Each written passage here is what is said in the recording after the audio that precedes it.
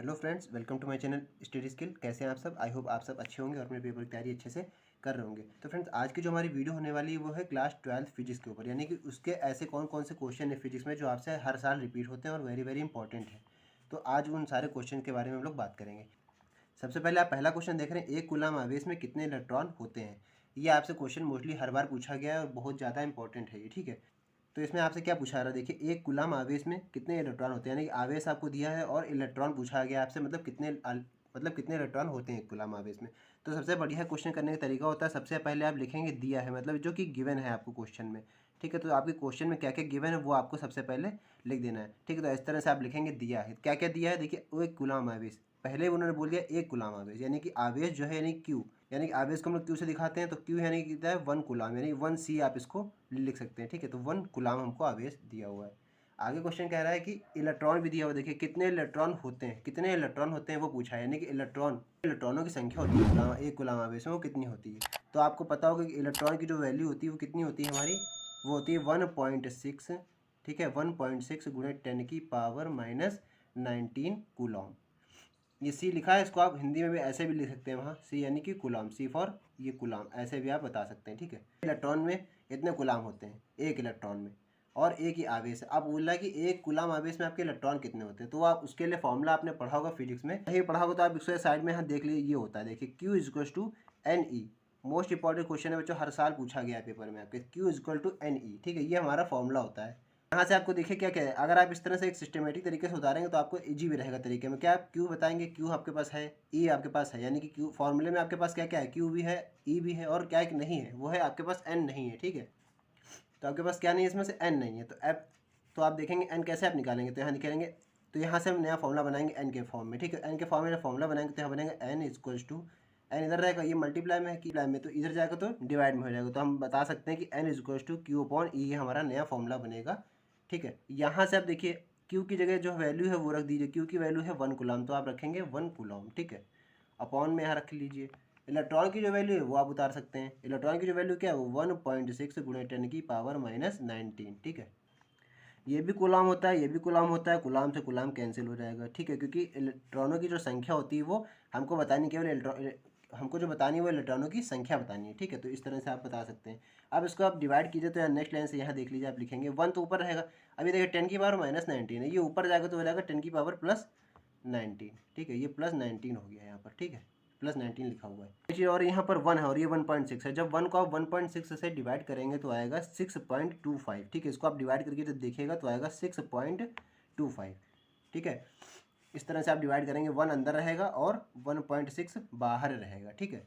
तो इसको जब आप डिवाइड करेंगे तो आएगा 6.25, और यहाँ पर 10⁻⁻19 नीचे है, ये ऊपर चला जाएगा तो 10⁻+19 हो जाएगा, मल्टीप्लाई में है तो मल्टीप्लाई भी लग जाएगा, ठीक है। और यहाँ पर क्या, इतने इलेक्ट्रॉन होते हैं, ठीक है, इलेक्ट्रॉन्स, ठीक है, इलेक्ट्रॉन्स, इतने इलेक्ट्रॉन्स होते हैं हमारे एक कूलम आवेश में। इस तरह से सिंपली तरीके से आपको कर देना है, और ये हर साल क्वेश्चन पूछा गया आपके पेपर में, 2 नंबर में पूछा जा सकता है, 3 नंबर में भी पूछा जा सकता है, और अति लघु में भी कभी कभी क्वेश्चन आपसे डाल सकते हैं इतना, ठीक है। तो आप इसको अच्छी तरीके से प्रिपेयर करके जाइएगा फ्रेंड्स। आई होप आपको क्वेश्चन समझ में आ गया होगा, ठीक है। बढ़ते हैं हम लोग अपने दूसरे क्वेश्चन की तरफ, ठीक है। दूसरा क्वेश्चन देखिए फ्रेंड्स, कह रहा है 5 गुणे 10⁻⁻8 कूलाम बिंदु आवेश से कितनी दूरी पर विद्युत क्षेत्र की तीव्रता 450 यानी 450 वोल्ट पर मीटर होगी, ठीक है। तो अगर आप इस क्वेश्चन पे ध्यान दीजिए एक बार ध्यान से, तो क्या हो रहा है कि देखिए 5 गुणे 10⁻⁻8 कूलाम, यानी कि आपको कूलाम दिया हुआ है, यानी कि आपको क्या दिया हुआ है, क्यू दिया हुआ है, ठीक है, क्यू की वैल्यू आपको दी हुई है। आगे आपसे बोल रहा है कितनी दूरी पर यानी कि डिस्टेंस आपसे बोल रहा है, ठीक। विद्युत क्षेत्र की तीव्रता 450 यानी 450 वोल्ट पर मीटर होगी, विद्युत क्षेत्र की तीव्रता भी आपको दी हुई है।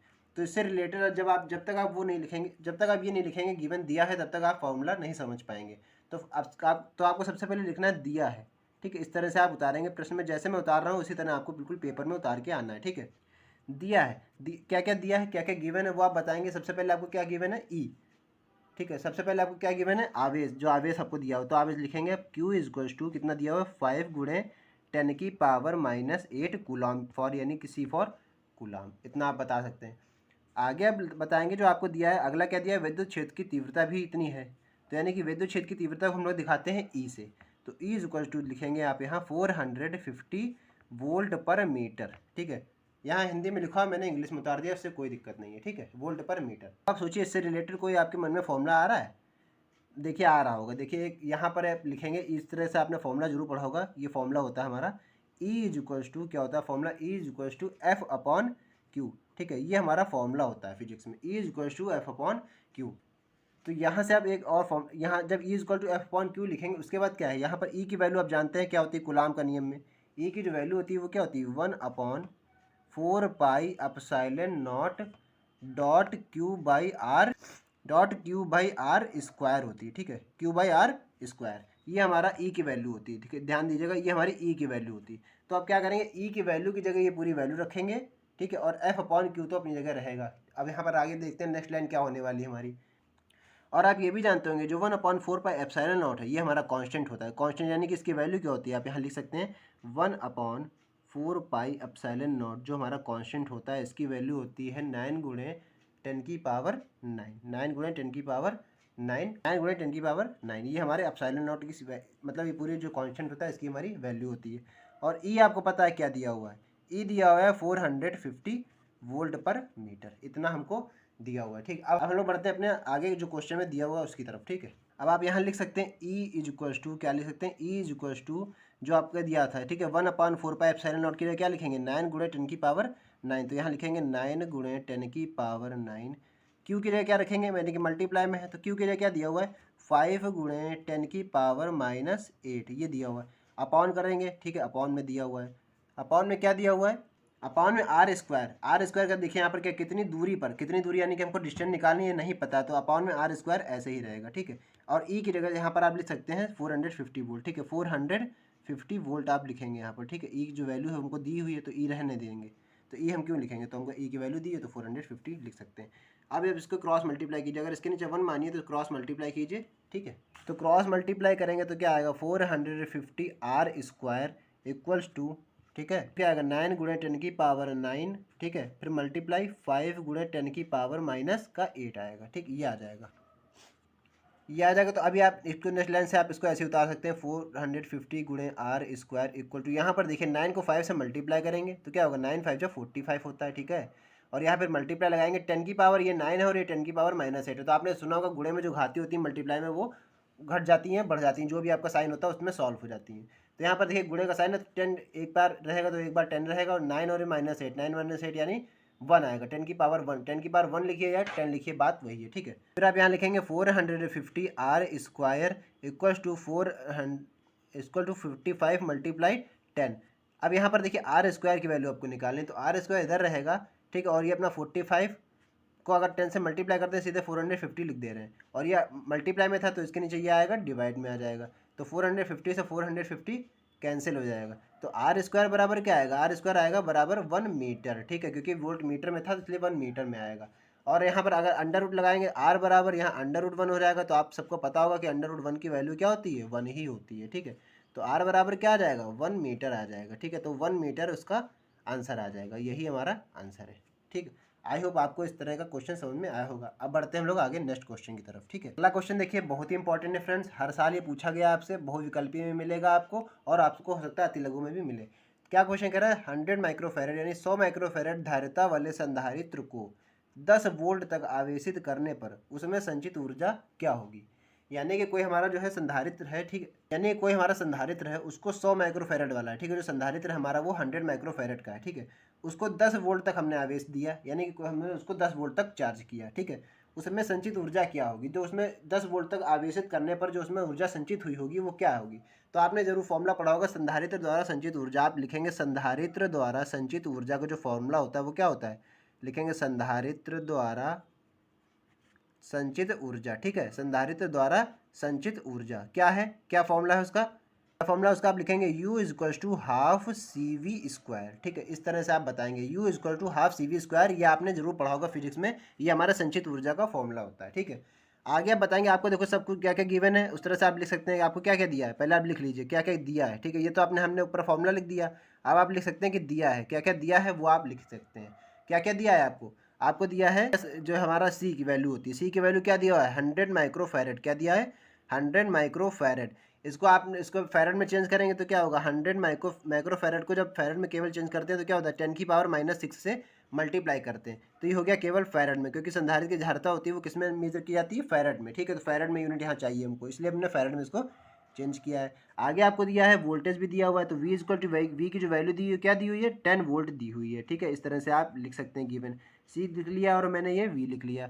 अब आगे आपको फॉर्मूले में देख ही रहे हैं आप क्या, U इक्वल टू आपको चाहिए, ये मतलब संचित ऊर्जा जो वो है ऊर्जा है वो आपको है U, मतलब आपको U की वैल्यू चाहिए। हाफ तो रहेगा ही, कांस्टेंट है, C है, C की वैल्यू भी आपने निकाल ली, V है तो V की वैल्यू भी आपको दी थी आपने निकाल ली। अब आपको सीधे सीधे फॉर्मूले में रख देना, U equal to half, C की जगह आप उठा के ये रखेंगे, ये वाली वैल्यू आपको रखनी है, क्योंकि 100 नहीं रखनी है आपको, साथ में इसकी वैल्यू रखनी है। तो 100 गुणे 10⁻⁻6। याद रखिएगा अगर आप इसको चेंज नहीं करेंगे तो आपका आंसर गलत हो सकता है, इसलिए आपको पहले अगर माइक्रो फेरेड में दिया है तो आपको चेंज करना पड़ेगा, -10⁻⁻6 से आपको चेंज करना पड़ेगा, ठीक है। अब वहाँ पर आप क्या दे रहा है, वी स्क्वायर का मतलब ध्यान रखिएगा V स्क्वायर है, यानी कि 10 का स्क्वायर करेंगे आप यहाँ पर, ठीक है, 10 का स्क्वायर होगा। अब नेक्स्ट लाइन में क्या आएगा, U तो रहेगा ये 1/2 गुणे ये 100 है, 100 रहेगा गुणा 10⁻⁻6 है, इसको ऐसे ही उतार देंगे, और ये 10 की पावर जब 2 खोलेंगे यानी स्क्वायर खोलेंगे तो ये 100 आ जाएगा, ठीक है, आ जाएगा।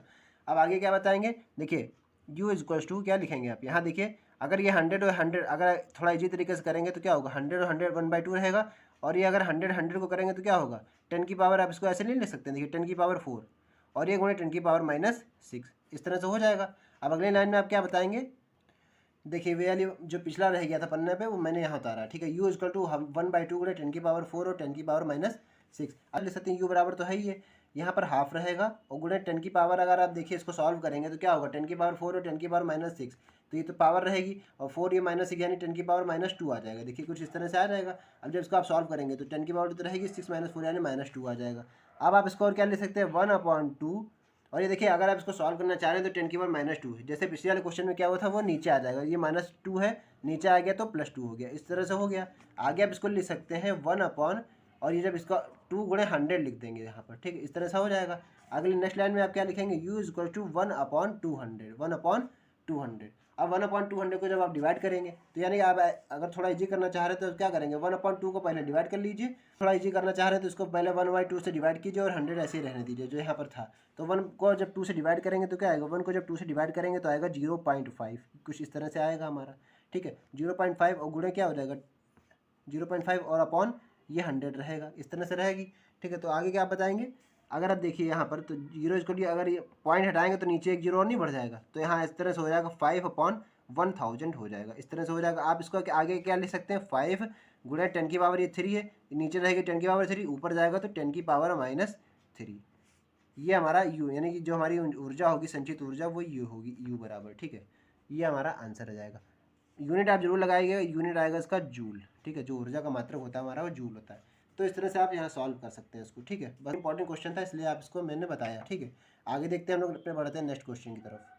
अगला क्वेश्चन है फ्रेंड्स, देखिए क्या कह रहा है, चित्र में दिखाए गए संधारित्र में संचित ऊर्जा ज्ञात कीजिए। जो चित्र में आपको देखने को दिख रहा होगा आपकी स्क्रीन पे, ये चित्र दिख रहा होगा, इसमें क्या बता रहा है कि संधारित्र में संचित ऊर्जा ज्ञात कीजिए। इससे पहले जो आपने पढ़ा था वो ओरली क्वेश्चन था, ये आपसे डायग्रामेटिक क्वेश्चन पूछा सकता है, मतलब चित्र वाला क्वेश्चन आपसे पूछा सकता है।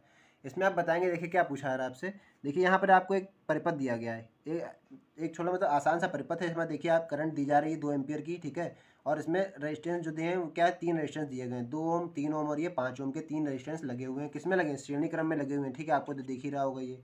फिर आगे देखिए यहाँ पर कैपेसिटर लगा हुआ है, ठीक है, कैपेसिटर भी एक लगा हुआ है साथ में 2 माइक्रोफैरेड का, ठीक है, 2 माइक्रोफैरेड का कैपेसिटर लगा हुआ है, 3 रेजिस्टेंस लगे हुए हैं और धारा कितनी जा रही है, I इक्वल टू 2 एम्पियर जा रही है। तो सबसे पहले आप क्या लिखेंगे, पहले आप जो टोटल निकालेंगे कुल प्रतिरोध निकाल लेंगे, आप यहाँ से क्या निकालेंगे, कुल प्रतिरोध। तो आप लिखेंगे कुल जो प्रतिरोध इसका बन रहा है टोटल वो क्या बन रहा है, यानी कि जो प्रतिरोध है वो हमारे श्रेणी क्रम में लगे हैं सारे, तो आप देख रहे हैं, ठीक है। कुल प्रतिरोध आप निकालेंगे आर बराबर क्या निकालेंगे, आर बराबर R1 + R2 + R3। देखिए ये R1 है, ये R2 है और ये R3 है। ऐसे अगर मान लें तो लिखेंगे R1 + R2 + R3, ठीक है, क्योंकि श्रेणी क्रम में यह फॉर्मूला होता है।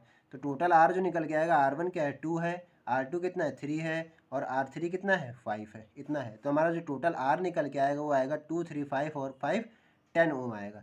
जो हमारा जो प्रतिरोध इस मतलब डायग्राम में जो है टोटल प्रतिरोध हमारा कितना है सर्किट में 10 ओम का प्रतिरोध लगा हुआ है। अब आगे हम लोग देखते हैं आगे क्या कह रहा है। जो आपका कैपेसिटर है, कैपेसिटर आपका कितना लगा है 2 माइक्रोफैरड का लगा हुआ है, ठीक है। कैपेसिटर जो लगा है वो 2 माइक्रोफैरड का लगा है, उसको हम लोग चेंज करेंगे फैरड में। अभी आपको मैंने पिछले क्वेश्चन में बताया था, तो माइक्रोफैरड से फैरड में लाएंगे तो 10⁻⁻6 ये फैरड हो जाएगा। बस इतना आपको बता देना है। अब आगे आपको फॉर्मूला पता है, वोल्ट ओम का नियम होता है V=IR। जित ऊर्जा निकालनी है उसके लिए पहले हमको क्या चाहिए होगा, उसके लिए पहले हमको V की वैल्यू पता होनी चाहिए। तो V की वैल्यू हमको अभी पता नहीं है इसमें, तो V की वैल्यू निकालेंगे तो V=IR होता है, ठीक है। यहाँ से क्या होगा V=I कितनी है, I हमारी है 2 एम्पियर, तो 2 एम्पियर रख देंगे और R कितना है टोटल 10 ओम है, ठीक है। तो यहाँ से क्या होगा 10⁻²⁰, तो V जो आएगा हमारा आएगा 20 वोल्ट। ये हमको अब V की वैल्यू पता चल गई, क्योंकि संचित ऊर्जा में हमको V की वैल्यू चाहिए होती है, इसलिए हमने V निकाला। और संचित ऊर्जा का फॉर्मूला आप लिखेंगे अब यहाँ पर, क्योंकि हम जानते हैं तो संचित ऊर्जा का फॉर्मूला होता है U=12 CV²। पिछले वाले क्वेश्चन में आप लगा के उठे हैं अभी।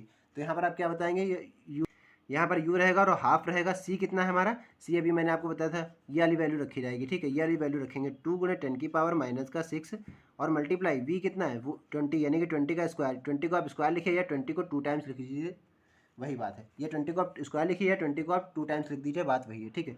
यहाँ से देखिए 2 से ये कैंसिल हो गया। U= क्या आ गया 20 का जब मल्टीप्लाई करेंगे तो आएगा 400 × 10⁻⁻6, ठीक है। इसको थोड़ा और जी बनाते हैं, इसको लिखेंगे 4 × 10⁻2 × 10⁻6। यहाँ पर देखिए 4 अपनी जगह रहेगा और ये 10⁻2 और ये -6, इसको जब सॉल्व करेंगे तो कितना आएगा plus plus plus minus minus 10⁻⁻4 आ जाएगा। कुछ इस तरह से हमारे पास ये आंसर आ जाएगा। तो यही हमारा, इसको आप लिख सकते हैं जूल, ठीक है। बस ये हमारा आंसर है, क्योंकि अभी आगे सॉल्व नहीं होगा। ये हमारा जूल, ये जो हमारे संचित ऊर्जा आके निकल के फॉर्मूला आया ये आ गया U = 4 × 10⁻⁻4 जूल। यही हमारा आंसर हो गया, ठीक है। आई होप आपको ये क्वेश्चन समझ में आया होगा। एक ठीक है, एक और क्वेश्चन है, उसको भी जल्दी जल्दी हम लोग देख लेते हैं। क्वेश्चन है फ्रेंड्स, एक प्रत्यावर्ती धारा का समीकरण 4 sin ब्रैकेट में 100πt-5 है। धारा का आवर्तकाल ज्ञात कीजिए। धारा का आपसे बोला जा रहा है आवर्तकाल आपको ज्ञात करना है, ठीक है। धारा का आपको आवर्तकाल ज्ञात करना है। कैसे ज्ञात करेंगे, तो सबसे पहले अगर आप ये आपके चैप्टर से प्रत्यावर्ती धारा को आपका चैप्टर है उससे एक सवाल आपसे पूछा जा सकता है। तो आपने पढ़ा होगा इसमें समीकरण, मतलब जो आपने पढ़ा होगा इसमें प्रत्यावर्ती धारा की एक इक्वेशन पढ़ी होगी, पढ़ा होगा। तो उसमें आप लिखेंगे सबसे पहले क्या लिखेंगे, इस तरह से आपने पढ़ा होगा मानक समीकरण जो होता है हमारा धारा का, लिखेंगे मानक समीकरण, ठीक है। धारा का आपने पढ़ा होगा प्रत्यावर्ती धारा का, उसमें आप लिखेंगे मानक समीकरण जो होता है हमारा धारा का क्या होता है I= क्या होता है I0 sin, ठीक है, I0 sin ωt-5 ये हमारा प्रत्यावर्ती धारा का मानक समीकरण होता है, ठीक है। इससे आप इसकी तुलना कर देंगे, इस वाले की, इसकी तुलना आप इससे कर देंगे, ठीक है। इस वाले से तुलना करेंगे तो यहाँ से देखिए I बराबर क्या निकल के आएगा, आप बता सकते हैं मानक समीकरण से तुलना करने पर, ठीक है, से तुलना करने पर, जो क्या कर रहे हैं हम लोग तुलना कर रहे हैं इस इक्वेशन की, इस इक्वेशन की इसके साथ तुलना कर रहे हैं, ठीक है। आप देख सकते हैं ωt है, यहाँ है 100πt, तो यानी कि ωt और 100πt है। टी तो मतलब कैंसिल ही हो जाएगा, तो ओमेगा बराबर हम लिख सकते हैं 100π। ओमेगा की जो वैल्यू है वो 100π दी हुई है। फिर आगे आप देखिए क्या लिखा हो, क्योंकि आप आगे आप देख सकते हैं, क्योंकि फाई की वैल्यू क्या है, फाई तो फाई है, कोई वैल्यू नहीं। आपको निकालना क्या, धारा का आवर्तकाल निकालना है। तो आवर्तकाल के लिए आपको क्या चाहिए होता है, ओमेगा चाहिए होता है केवल, ठीक है, और वैल्यू चाहिए होती है पाई की। तो पाई की तो वैल्यू कांस्टेंट रहती है, तो आप यहाँ पर लिख सकते हैं जो हमारा आवर्तकाल का फॉर्मूला होता है वो क्या होता है ω= ये फॉर्मूला लिखेंगे ω= 2π/t, हमारे आवर्तकाल का फॉर्मूला होता है, ठीक है। यहाँ पर आप क्या चाहिए, आपको कुछ नहीं चाहिए, आप कर ही चुके हैं, ω= 2π/t होता है, ठीक है।